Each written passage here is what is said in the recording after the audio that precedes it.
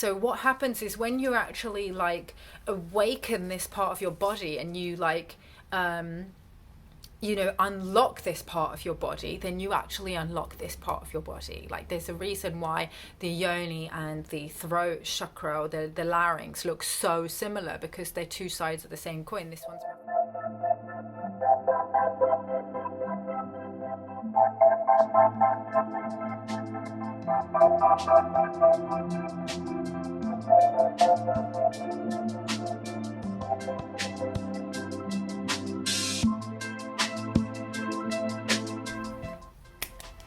What is up, Soul Fam? It's Sandal from Substance Over Star, and welcome to a new video.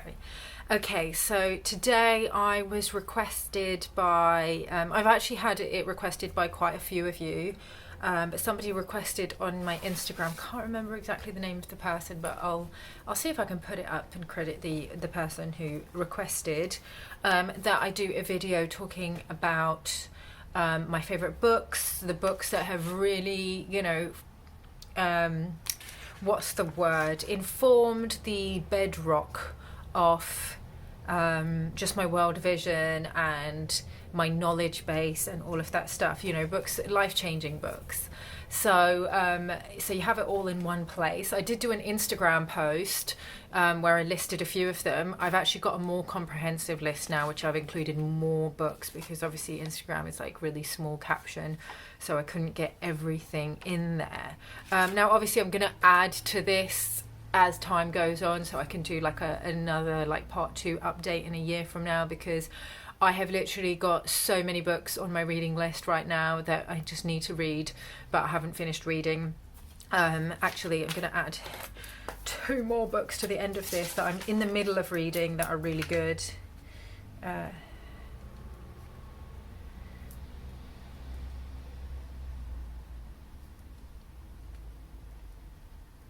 But I'm going to add them anyway, because they've also been quite powerful reading, and I'm going to finish them this year. Okay, so let's start at the beginning. One of the, quite possibly the most life-changing book that I've ever read is The Divine Matrix by Gregg Braden. I've talked about this book a lot. I read this book and I literally, I'm not joking, like I had a Kundalini awakening afterwards. Now, it wasn't only because of this book, so I just want to put that out there. I've talked about my Kundalini awakening in previous videos. I will link it. But when I you know, had the Kundalini activation, like shooting out my crown, you know, total ego death. I'm literally like become one. It happened in this room, actually. I became one with the room. I became one with the ceiling and the curtains and everything. It was almost like, you know, how like I can feel my hands, like I know where they are, like I don't need to see them to know that like I can feel that hand, you know, because it's part of me.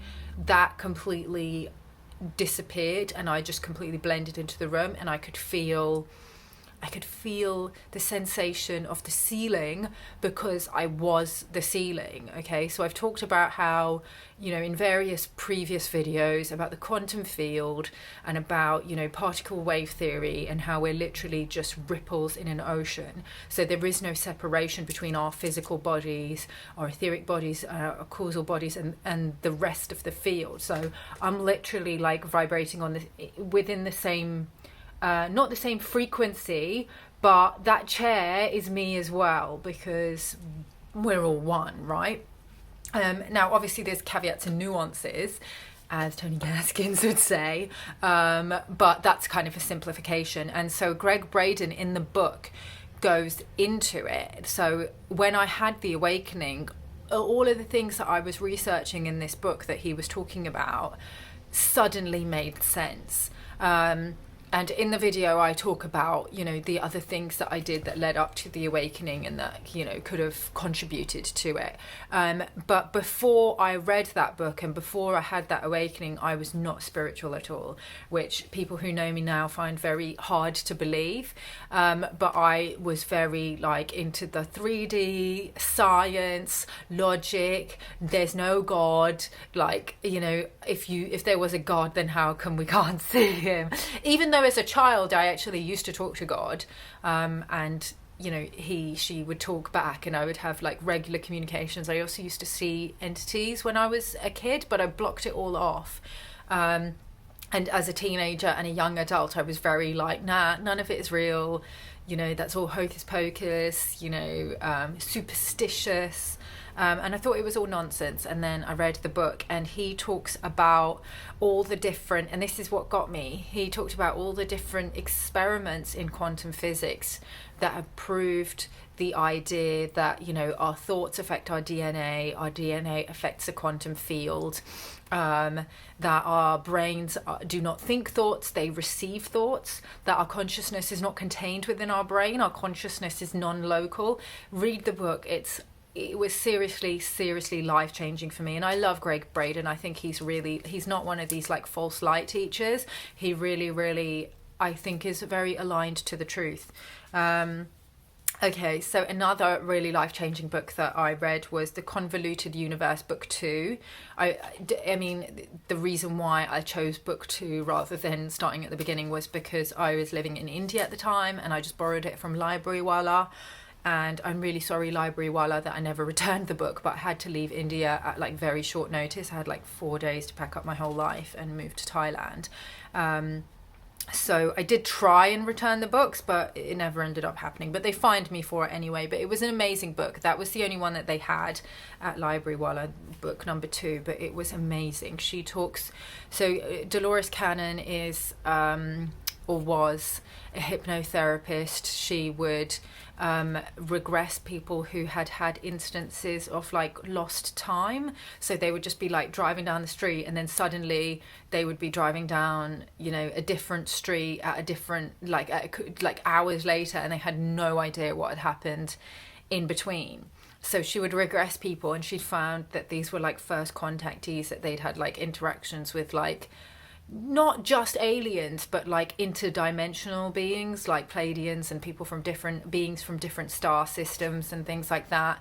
And she never said like this is the truth. She just would record what happened in the session. She would tape record it, and then over the course of her career, which was like 20, 30, 40 years, she would write different books correlating different sessions that she'd had with different people. So one person would have like she would regress them, and they would go to another lifetime in Atlantis, and they would talk about maybe the fall of Atlantis, or they would talk about what was happening in Atlantis at that time. And then she would have other sessions with other people in different parts of the world 10 years later that would also talk about Atlantis, and they would corroborate, the stories would corroborate each other. So she's written books about Atlantis, Lemuria, about crop circles, about pyramids, about the seeding of the planet.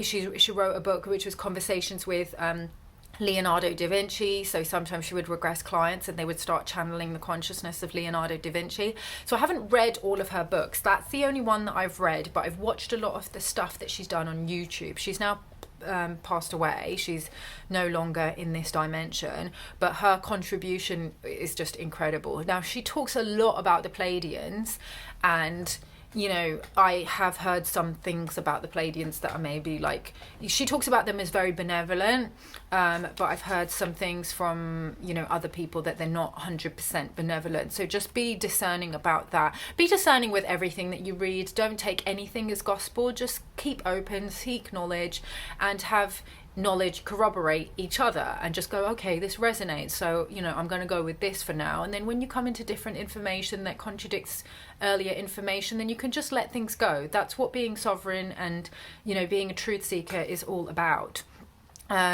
So yeah, and I like Dolores Cannon because, like I said, she never ever said this is the truth. She always just said, this person said this, and then this person I had a session with years later, they didn't know each other, so this adds validity to the story. So she was always like that. Oh, and actually that reminds me of another series of books that I read, which I forgot to write on the list. The books by Robert Monroe. So he did a series of 3 books. I think it was Journeys Out of the Body, Far Journeys, and Ultimate Journey. I can't remember exactly the names of all the different books, but Robert Monroe, look him up.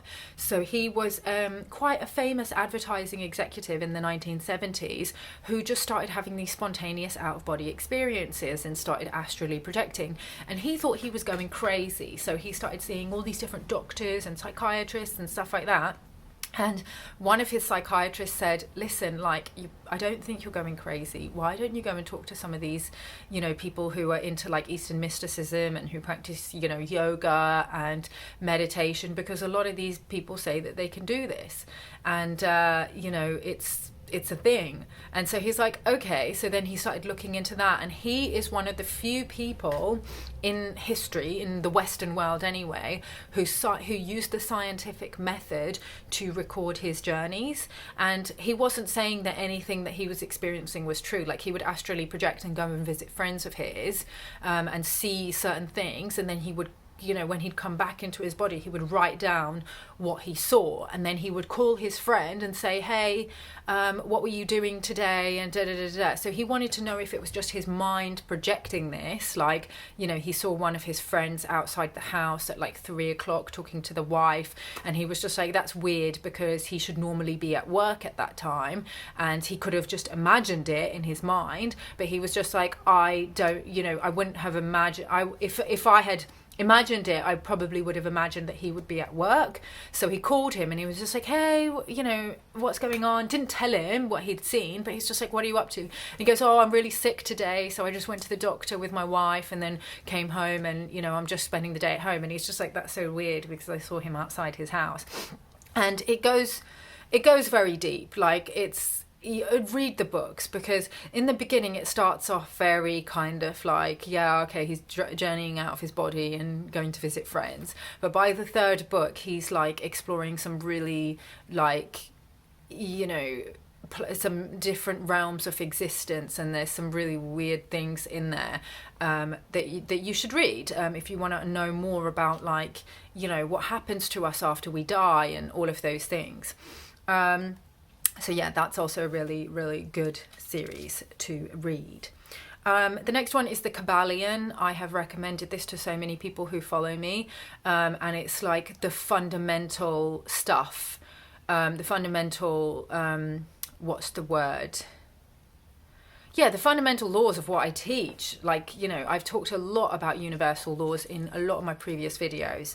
And the Kabalian is basically, it's the Hermetic principle. So those of you who've been following my journey for a while know that I came across Mark Passio's work some years ago, but he definitely gave me the fuel to, you know, to ignite my mission here, which is kind of just bringing the truth to people and encouraging people to seek truth and to become sovereign and to become free, so that we can see the takedown of certain dark systems that have been running things on this planet for a really long time. So his work is amazing. I think the first time I came into contact with his work was through his New Age bullshit seminar. That's amazing.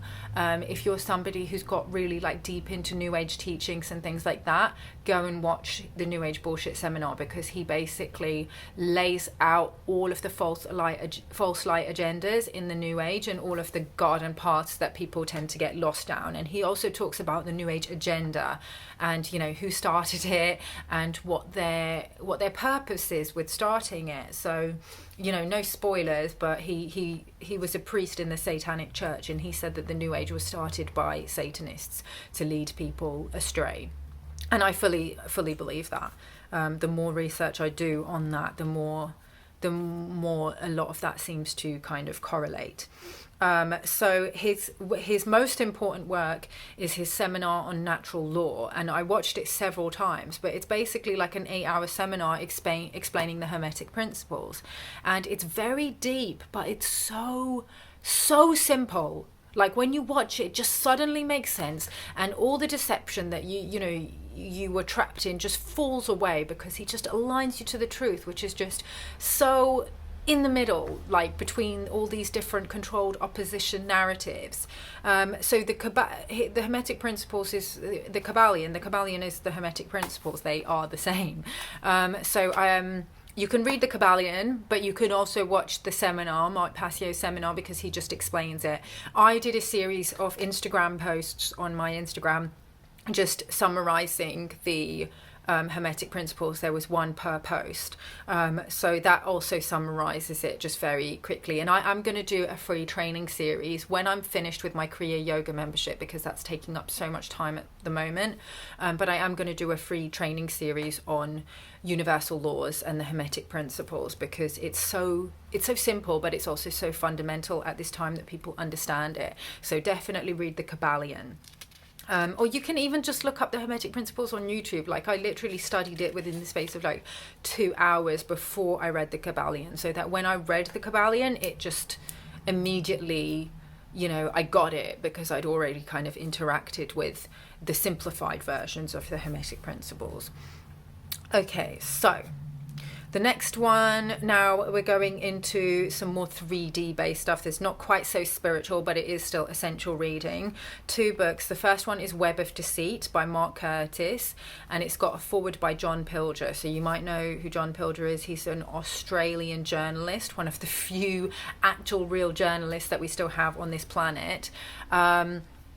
It basically talks about Britain and Britain's role in major world events, and it's actually quite, I didn't finish the book because it actually made me so fucking angry, but it basically goes into how Britain and the British Empire has had a major hand in nearly every single world conflict. So a lot of conflicts that you think had nothing to do with Britain, like let's say for example Saddam Hussein and what he was doing when he was killing the Kurds, Tony Blair and his administration were funding him at that time.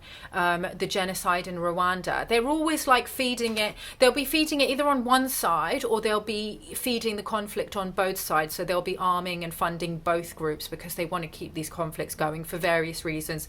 Resources, on the surface 3D level, they want resources, you know, they want gold or diamonds or, you know, these minerals that we put in our devices, oil. And sometimes they want to destroy ancient artifacts, like, you know, in Iraq, which was obviously ancient Mesopotamia. There's a lot of ancient artifacts that point to humanity's origins and where we came from and how the current society that we're living under came to be, that were, you know, a lot of the museums were destroyed, looted. So they want to destroy a lot of that evidence. But a lot of it is because of the louche. They want to feed on the louche, which is the suffering of humanity, our emotional energy that basically gets fed to interdimensional beings that exist in the lower astral realms. So, you know, just going in a little bit deeper, if you wanted to know what was like really going on, that's what's going on.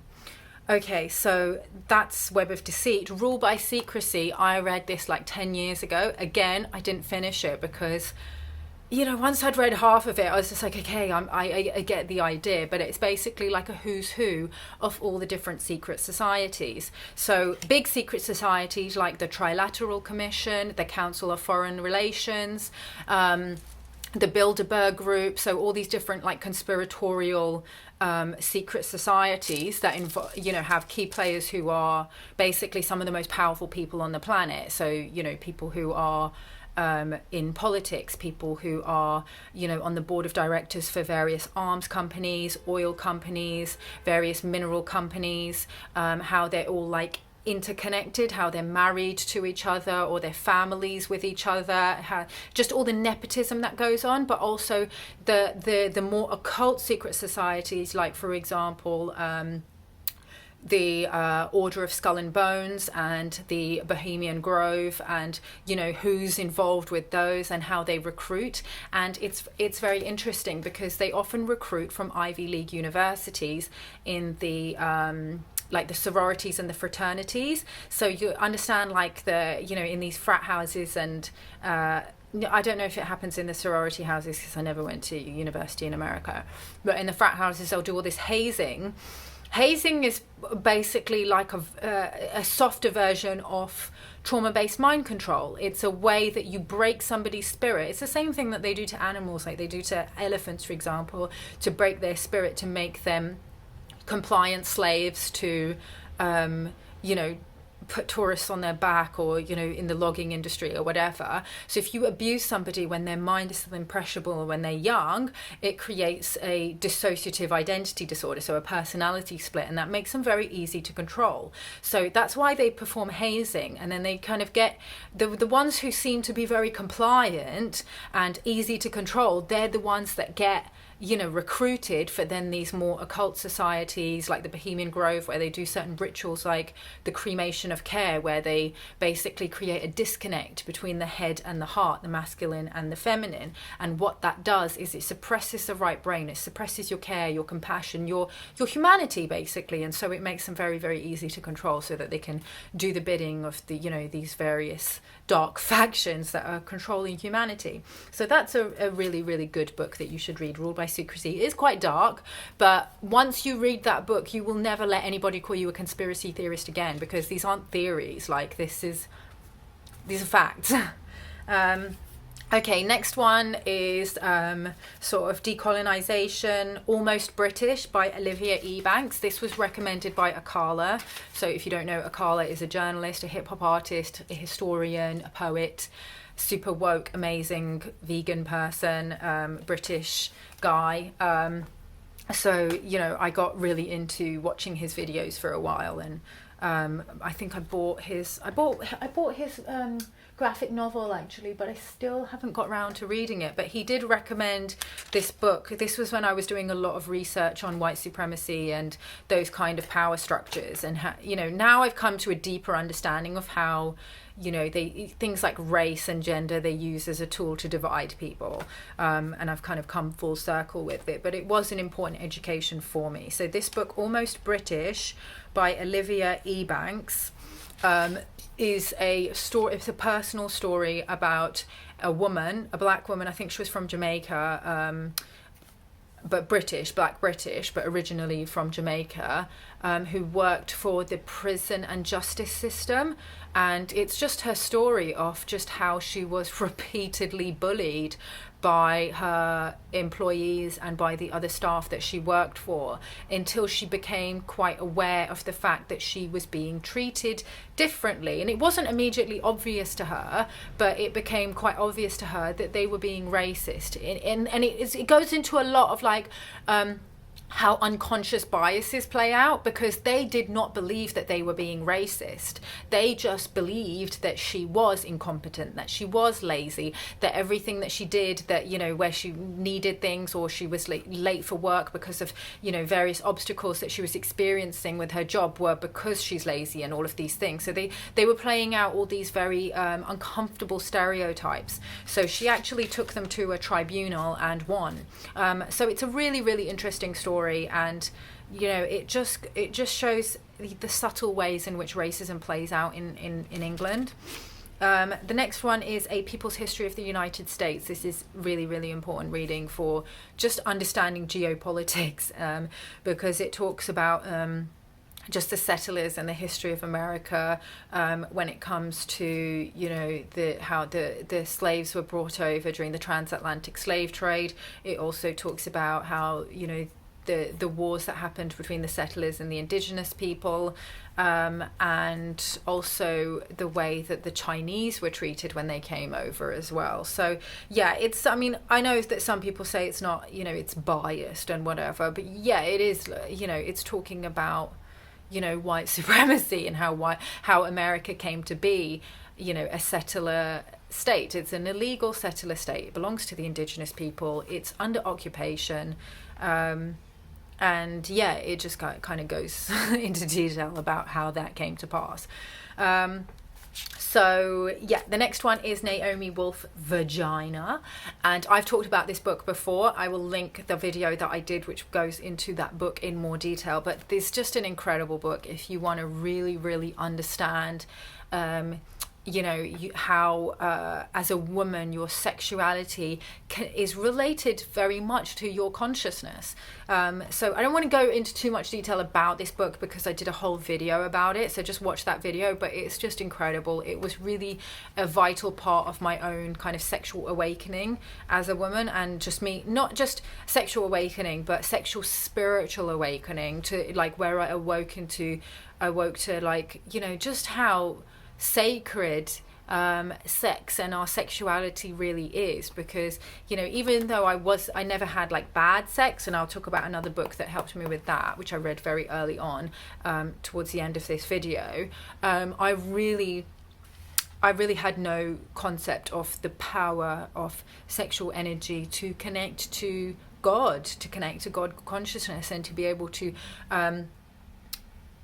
channel, we basically connect heaven and earth through the temple of our bodies. That's something that I keep saying during my Kriya membership, because it's true, and that's what the Kriya helps you do. It really helps you to connect heaven and earth, and sex is one of the ways that we do that. And obviously having your energy channels open is very helpful for that, which is why you need to join the membership. I've priced it really affordably. There's no, like, the only thing stopping you from joining would just be your own blog. It's like, no offense, but it's just a really, really powerful system, and I think everybody needs to be doing it at this time, because it's like a super highway of emotional healing. So yeah, do join that. I will put the link in the description below. But yeah, it's like embodiment exercises and all kinds of stuff. So yeah, Naomi Wolf's Vagina is just a really, really good book. Just read it. But yeah, watch the video where I talk about it in more detail. The human magnet syndrome, I've also talked about this in my video on narcissism, so you can watch that, because I don't want to make this video go on too long. But it's by Ross Rosenberg, and it's about narcissism. Again, I didn't even finish it, but like even just the first half of it, I was just like, wow, this is just exactly what it was, the medicine that I needed to really heal my codependency issues for good. I read a book, Codependent No More, years ago, when I was having these unhealthy patterns in relationships, or I was being very codependent. Is something that women, especially who have wounded feminine and wounded masculine templates that we get from our ancestors and society and all of that stuff, have problems with codependency. So many of us. Men tend to have issues more with narcissism, but it can go either way. Like if you're a man who has wounded feminine energy, then you might find yourself often ending up in relationships with narcissistic women, and you're the codependent one. But that was a really good book, Codependent No More, because it helped me to see the really, really extreme manifestations of this condition, and it is a condition. And I did heal a lot from reading that book, but I was still continuing to play out certain things. And I think a lot of it does come from the New Age community, and a lot of false light teachings in the New Age community, that I was still running these wounded feminine templates. So the human magnet syndrome really helped me see a lot of that, because he talks about it as like, again, drawing on the Hermetic principles, the principle of duality, that narcissism and codependency are two sides of the same coin. So to come into balance, and this is what I always talk about when I talk about the Hieros Gamos template and the union of masculine and feminine. When you unify the masculine and feminine within yourself, then you achieve self-realization. And because I was studying that at the time that I read the human magnet syndrome, the penny just dropped for me. And I was doing shadow work as well, so I integrated my shadows around narcissism, and was like, okay, so to come into balance, I actually just need to be more like a narcissist. And I was so rejecting being narcissistic that I was actually displaying narcissistic traits, because what you resist persists. And if you don't integrate your shadows, then you will continue to play them out in unconscious ways. So human magnet syndrome, if you have problems with narcissism or codependency, that's a really good book to read. Forgive and Forget, Healing the Hurts We Don't Deserve by, I can't remember, sorry, I didn't write it down in my notes, but that was a book that I read many years ago, Again, I was like healing from a really bad breakup, but it helped me in so many ways. It helped me forgive my parents. It helped me forgive people at school. It helped me just forgive everybody, because I learned that forgiveness is for you.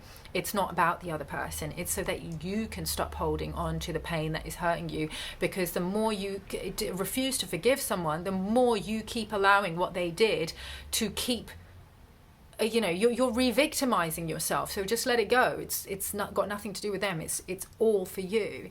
And it has a lot of really incredible examples of people that needed to forgive some of the most heinous things, like really dark things that people have been through, that when they were able to actually forgive, were able to move on with their lives. And it wasn't about the other person. It wasn't about letting the other person off the hook. It was just about releasing the pain. So that was a really powerful book that I read many years ago. Okay, so another book that I read very, very early on, and I might not even be the same person if I hadn't read this book, The Height Report by Cher Height. I read that book when I was 14 years old, and it is a very, very it's the largest study on female sexuality that's ever been done. It was done in the 70s, and Cher Height, who was a sociologist and also a model, but her being a model is incidental. It's just the book has a picture of her on it, and she's a very beautiful woman. So yeah, she interviewed like hundreds of women about their sexuality, and about their orgasm and their relationship to their body, masturbation, all of those types of things. And as a 14-year-old girl, reading this book was just, it was so awakening for me. Like obviously I was not sexually active at that age, but I was, starting to come into my body, starting to come into my womanhood and starting to discover my body. So I was able to figure out what I like, what I need for my body. And because I understood, how female sexuality works, because so many people are very, very uneducated about this, and they get their education from porn and things like that. If I had not known these things, I could have gone into relationships with men and allowed them to gaslight me in the ways that some of them did try and gaslight me, like, oh, well, other women can come from just sex. And I did get, I know that a lot of women are in relationships with men where they are not getting their needs met, and they are being gaslit by these men because these men do not want to acknowledge that they don't know what the fuck they're doing, because the women also don't know their own bodies, and they don't know how to speak up their needs. So what happens is, when you actually awaken this part of your body, and you unlock this part of your body, then you actually unlock this part of your body. Like, there's a reason why the yoni and the throat chakra, or the larynx, look so similar, because they're two sides of the same coin. This one's more feminine, this one's more masculine. So when you realize, okay, this is what I need, this is what I like, this is what gets me going, then you can speak that. And you can just say to anybody who feels threatened by that, well, I don't care what other women do and don't like, or do and don't need. This is what I need. I'm not other women. We're all unique. This is another thing. She didn't really go into detail about it in the Height Report, but she talks about it. Naomi Wolf talks about it in Vagina, about how every single woman's physiology is so unique. The clitoral network, which basically extends all over your kind of lower body region, and then connects to your central nervous system, and connects all the way up to your Ajna chakra, your pineal gland. This is why it's so connected to awakening, is completely unique. So what turns one woman on, and what pleases one woman, and what brings one woman to orgasm, is going to be so completely different to another woman. We're all so unique in that. And that's one of the reasons why you need to really know someone, and you need to cultivate familiarity with somebody, and safety and trust, before you can really feel comfortable enough to have an orgasm and to actually really enjoy the experience. And what was I going to say? And it takes time. It takes time to learn the person's body. So casual sex just doesn't really work for women. Like, it just doesn't, because unless the woman is somebody whose body kind of responds to the the standard pornographic template that most men have become accustomed to, or many men have become accustomed to. A woman who needs a little bit of a more, specific attention is not going to respond well to that. But also it's about emotional connection as well. So Naomi Wolf talks about that. Sherhai doesn't really talk about that so much, but Naomi Wolf in Vagina talks a lot about like the emotional safety that needs to happen before the yoni actually opens up. Yeah, I mean, there's so much more that I could say on that subject. I am I consider myself very, very fortunate that I came across that book at such a young age, because I just didn't have problems in that area. Like, if I came across problems with a partner that was not willing to listen and be sensitive to my needs, then it was like, bye, boy, bye, like, see you later, because I knew what was true, because I had done the research and I didn't feel like there was something wrong with me. Too often women, especially women who have problems with codependency, will allow men to feel like there's something wrong with them, and they will bulldoze their own needs because they see the man as a prize, when really, girls, you are the prize. Okay, so the next two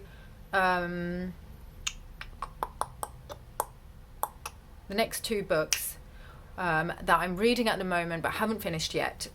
One of them is Pleadian Lightwork. Again, like I said, I'm not saying that the Pleadians are like some amazing like Christic beings.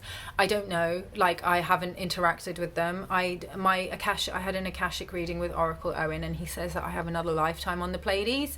I'm sure the Pleiades are just, like humans, maybe just operating at a higher band of frequency. There's good ones and bad ones. I'm not like, gonna just trust them 100% completely. But I did learn a lot of very, very powerful energy healing techniques from that book.